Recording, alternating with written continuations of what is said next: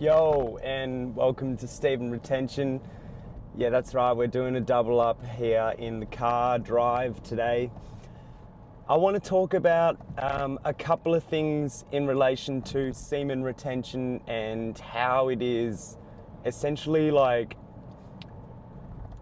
almost combined with the whole, I guess you could say, chosen one, light worker, 5D living type of, Christ-like being people, And I'm trying to say this very without any sort of, hint of holier than thou type of, tinge to it, okay? Because I know a lot of people can feel a little bit of cringe when people use words like chosen one and all that kind of stuff. But to be honest, if you can retain your seed for longer than 6 months to a year or whatever it is, and you can educate people and you put that energy into your purpose and all these other things as well, the chances are you are actually a chosen one. You are a light worker. You are bringing a positive vibrational shift to this 3D matrix that we live in. And now you got to understand, the first thing that I want to talk about is how semen retention is actually a weapon against the New World Order. Yep, that's right. I just said that. I said that on YouTube. I'm going there. So the New World Order, if you don't know what that is, the New World Order is essentially, to sum it up, you'll own nothing and you'll be happy is one of the common slogans. A lot of people will struggle to ever own a house. A lot of people will struggle to ever own a sense of self. And the main weapon that us men have against the New World Order is our sovereignty and our peace of mind.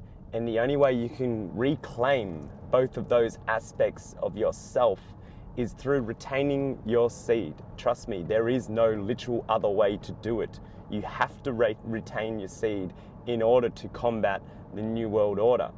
Because the New World Order has been set up to set little traps, matrix traps. These matrix traps can be things like girlfriends. So let's go into that topic of girlfriends.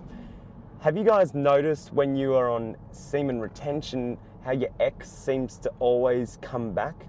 Maybe different exes come back into your life. Maybe it's even just a girl that you even just had one date with. You never even kissed. You never even hugged. You just spent a little bit of time. And then it also goes to someone that you were with for many years. They all come back. They all keep an eye on you. And let me tell you some real type shit right now, okay?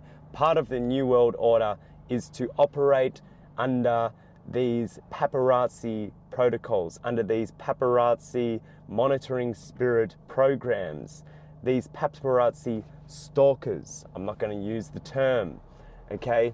You know what? I'm going to say it. Screw it. It's gang stalking, man. That's right. We're in 2026 now, guys. We are spitting the truth. We don't need to. I'm literally spitting the truth onto my phone right now. And I think what I'm finding is that we're getting to a point now where I'm like, you know what? We just got to call it as it is, because the world is continuously slipping up. It's tripping up. It's flipping up. It's upside down. It's like a turtle on its shell. It's kicking its legs up and like, please save me. Can someone save me about that type shit? But they're never able to get up. The only way you can flip that shell, flip that polarity, flip your luck from being always, oh, why does the bad things happen to me, to, hang on a second, I am blessed. Every single day I am blessed. And that is through semen retention. So in the New World Order program, they will actually send you girls. And let me tell you something about dating apps. Dating apps are the perfect tool for gang stalking to occur. Because not only do you just have these people that are sent and hired through these programs, or they're subliminally mind controlled by things like MK Ultra, which actually tap into people's psychology and enable them to do nefarious Jezebel-like things and destroy people's lives, like home wrecking and stuff like that. These people on dating apps, they're literally just like perfect little tools for, you know, people to be gang stalked. It's just that simple. This person's not meant to drive this way, but I'm going to let them go, you know, because they can figure out their own mistakes. See, that this is a sign. This is a sign that I want to tell you. Yeah, you like people are going to make very bad mistakes, and you just got to sometimes let them do what they do. I've learnt my mistakes. I understand that there's some issues with you know, this, what I'm trying to say about this gang stalking thing is that the honeypot tactic. I had a girl that I met off a dating app that I was in a relationship for 9 months. And she absolutely caused me traumatic stress. She gave me PTSD, I kid you not. I had to try and call the police on her. And I even went to court to try and get a restraining order against her. And they, you know, the magistrate said, you know, oh, she has no prior convictions, blah, blah, blah. We're just going to sweep this one under the rug, essentially. Let me tell you something, guys. Her dad, you know, this ex-girlfriend of mine, was a massive degenerate. And he also had shady friends. And he also had a certain frequency about him that just, it was like he knew things, but he was suppressing himself with drugs in order to not be fully, I guess you could say, immersed in the feeling of that truth, okay? And so what I realized is that I think there's a big chance she was an operative for this gang stalking program. And also, to make matters worse, she had a history where she said that, a lot of her boyfriends tried to, you know, like get engaged with her real quickly and stuff like that. And looking back on it now, I'm like, I'm not buying it. I think she was just doing all these tactics to kind of swindle men into falling in love with her, like love bombing. This is a big sign you got to look out for with these narcissistic kind of gang stalking people out there, is that love bombing is a great way for you to fall under their spell very, very, very quickly. And so, you know, you might find with the love bombing type tactics, these people are going to be, they're going to be quite like intense at the start. And then once you're under their spell, they flip on you. And, you know, this girl really went out of her way to try and ruin my life. She was convincing me that not like blah blah blah, and then trying to get me to, you know, gain weight and all this kind of stuff, but not in a healthy way and all that kind of stuff. And then she had a lot of mental issues, guys. Just be careful of these people. You know what I think is a major sign of, you know, some sort of personality disorder or some sort of MK Ultra mind control is a butterfly tattoo. If someone has a butterfly tattoo on them, just tread very, very carefully. They may not know it, but I think the butterfly tattoo it's an invitation. It's a symbol. And basically, I think it's part of the MK. It's part of the MK Ultra. What does MK Ultra stand for? MK stands for mind control. The K is the German, you know, control. That's how it's spelt. So that's where it came from, because it was the Nazis that, you know, were studying this, you know, and that's how they developed these programs in the 50s and stuff. That's how we ended up with all these celebrities, with their handlers and all that kind of stuff. Now, that is one reason why when we go on SR, we're going to be able to combat these people, okay? This is part of the New World Order.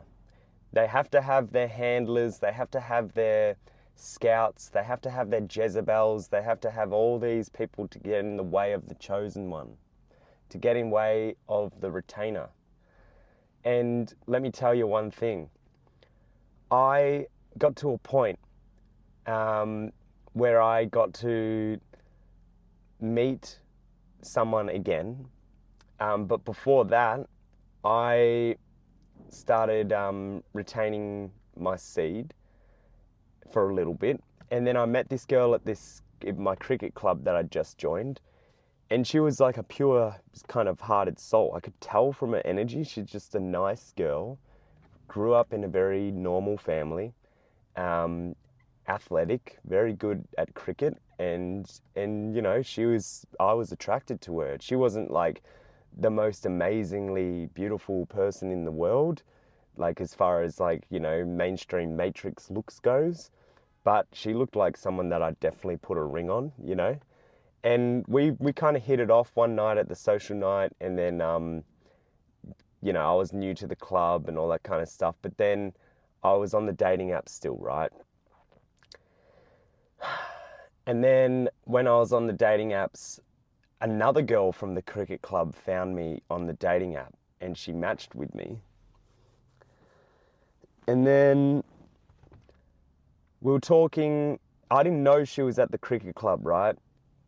Because I was new to the cricket club. I didn't know anything about her. I never even saw her. Turns out she doesn't even really play cricket. She just goes there to drink. That's it. She only likes being around all the guys that are drinking and all the girls that are drinking, right? In Australia, sporting clubs, we have a big drinking culture around it. So I matched with this girl on the dating app. You know, we're hitting up a normal conversation and I'm like, okay, sussing her out, you know? And then I was like, oh, you're at thingy. Oh, I guess I'll see you at the night then, at the social night or whatever. So then I rock up, just like walking in, and suddenly this girl has gone to the whole cricket club and told everyone in the cricket club that I matched with her on Tinder. And she goes around telling everyone and stuff, and I'm like, I barely even had a conversation with you now. And now all the guys, they're like, oh, this guy, he's a bit suspect. Because let me tell you, when I met this girl in person, I was like, yeah, nah, it's not going to happen. And it got to a point where she was just really fawning over me, and like, you know, you could tell that she really liked me, but I just couldn't do it. I'd just come out of a relationship with someone where I was like, this is traumatic. I needed someone with a more regulated, more relaxed nervous system. So I kind of came out of that. And then at the end of the cricket season, which is like maybe 2 months later, I go and ask the actual girl that I liked, hey, maybe we should hang out. She's like, yeah, could be down for something like that. I'm like, okay. Then I walk home, message her like a few days later on Facebook, being like, hey, do you want to hang out? She's like, oh, I'm actually going away soon. Probably won't be back till later, so I can't really do anything at the moment. And you know, guys, that's just a woman's way of softly rejecting you. So you just got to take it as that, right? So I realized this girl, maybe she lost attraction because this unhinged girl that was at the cricket club kind of, you know, really threw off my reputation very early. Mind you, I was the best. I wasn't the best, but I was like, I took a hat trick in the grand final. I took 4 wickets in the grand final, took catch of the century, and was a major player in the reason why we won our grand final in cricket that year. But anyway, we won't talk about that.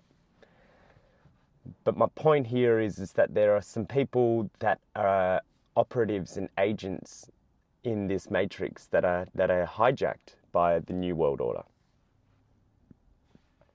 through programming such as MK Ultra.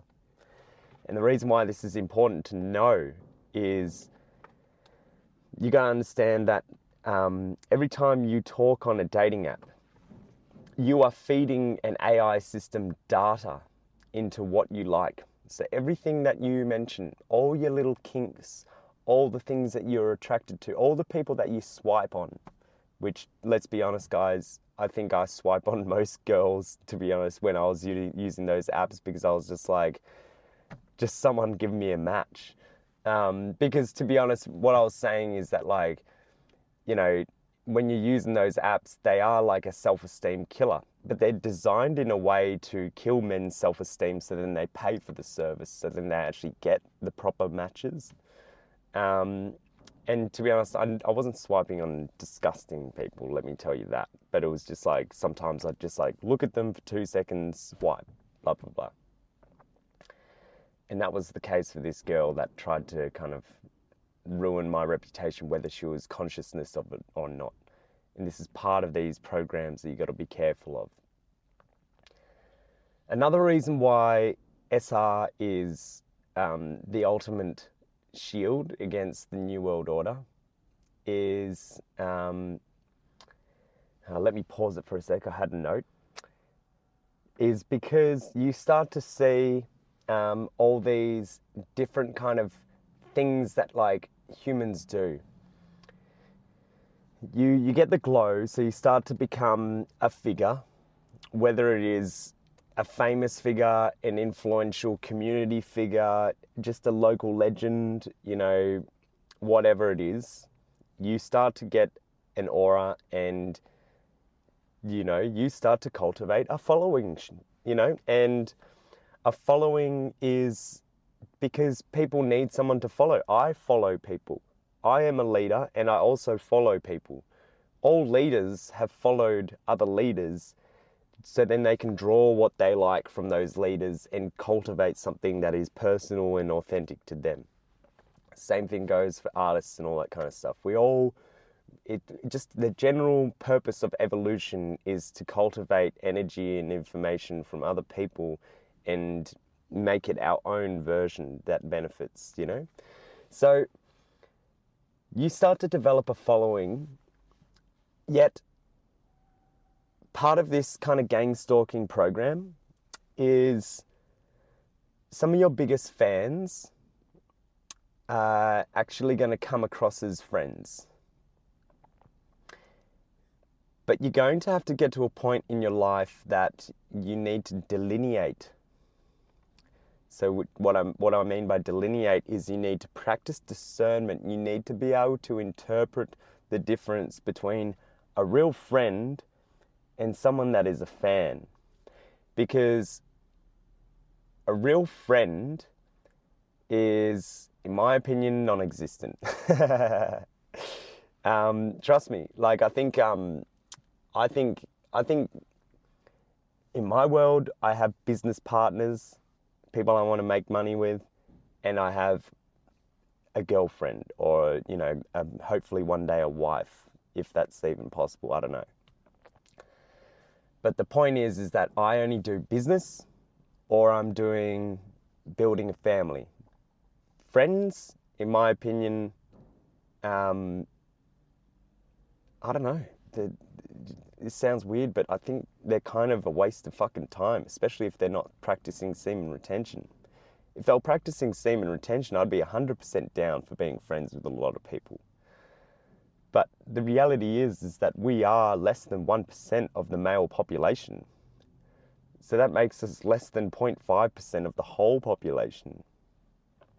And considering that females are also increasing their nefarious activities at a rapid rate, you know, going on all these online websites and purchasing all these toys and destroying their insides, we're just going to find it hard to find a divine counterpart now that is actually on the kind of divine path. So this following verse fans type of thing, right? I used to, in the past, if someone followed me on Instagram, I used to follow them back because I was like, okay, it's the polite thing to do. Then I started to realize I started to absorb other people's frequencies because I was observing their realities through their lens of what they portrayed on social media. And that actually brought me down a few notches. Maybe not even a few notches. Maybe it took me light years away from where I was actually meant to be, because my attention was now being siphoned into a false reality. And so around 2020 is when I really drew the line and started to voice and use my voice as to what I actually believe in, and that caused a schism in this kind of social sphere, this social sphere of people's opinions and ideals and beliefs. So I got to a point where I was like, oh wow, like everyone's kind of like, they're not seeing, the forest for the trees here. They're just basically stuck in these programs and these, weird kind of like thought traps. And so I got to a point where I realized that some of these friends that I had, some of these people that I was playing music with, they actually weren't my friends. They were actually just fans of my abilities. They were fans of the fact that I had the glow. And even when I wasn't practicing semen retention, I've been anointed. I've been chosen since I was young to be able to be a voice, not only as a singer, but as a leader. And also, I have amazing listening abilities. I'm able to listen to people. I'm able to offer alternating respective perspectives that enable them to develop a holistic mindset that looks at their issues or their creations from different angles. And that is the best way to be a creator, is to continue to change the perspective so you can see the shadows and how that's affected at different times of the day. As the sun moves around, the shadows affect the different shapes and the colors and stuff like that. And you start to see the piece of art or the creation that you're making transform just under the illusion of light.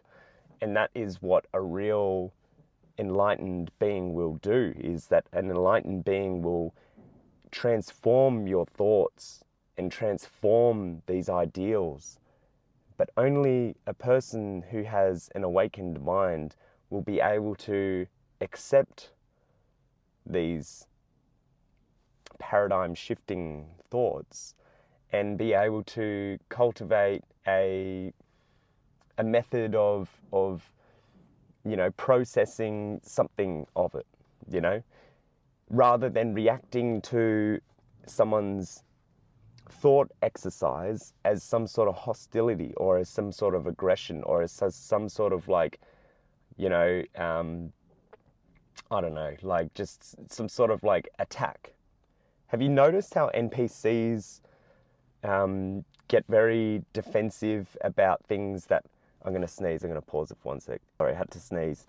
So I noticed that NPCs get really like offended when you kind of start to make them question reality and their own thought, processes. It's just the way it's always going to be. Until they start practicing semen retention, they're never going to understand. And this is why they're stuck in the New World Order. This is why they won't own anything and all that kind of stuff. On that note, that whole "you will own nothing and you will be happy" can actually be a blessing. Let me tell you that. Because owning nothing means being attached to nothing. And having no attachments means ultimate liberation. So actually, if they were to strip me from everything I had and I just had myself and owned nothing, well, I would be happy. Because let me tell you, this test that we're under here is about stripping away all the trauma that we've accumulated. And trauma can manifest itself into things such as material goods. You know, all these things that you accumulate because someone gives you gifts, or your mum, you know, gave you this, or this was that and that. It's just like, that's all attachments to the past. You don't need to be attached to anything. I am going to the shops right now to buy one pair of shorts because I need some shorts that actually fit me because I've lost weight and all that kind of stuff. And I'm going to the op shop to hand over a full bucket, a full tray of clothes. And what I'm trying to say here is that in my world, it's now moving from where I'd rather have like one amazing, awesome guitar than 6 okay guitars. I'd rather sell all my guitars and get like a vintage Les Paul custom and like and have my American Telecaster, and then like maybe like 3 acoustic guitars, and that's all the guitars I need. I don't need anything else. I don't need a Strat. I don't need a PRS. You know, I don't need a blah, blah, blah, this and that, you know, like I just need quality. And once you start to, this is part of the refining and the semen retention process, is you start to really cultivate precious things in your life. And having that perspective and those shields against all these traps of the matrix, you start to be able to cultivate something that is extremely valuable. Your energy is extremely valuable. If you're a musician like myself, you'll start to be able to charge way more money for what you do because you are so powerful in what you do. You generate income for other people. You generate love. You emit love into the world, which is priceless. But of course, it being your job, you can charge whatever you think you're worth.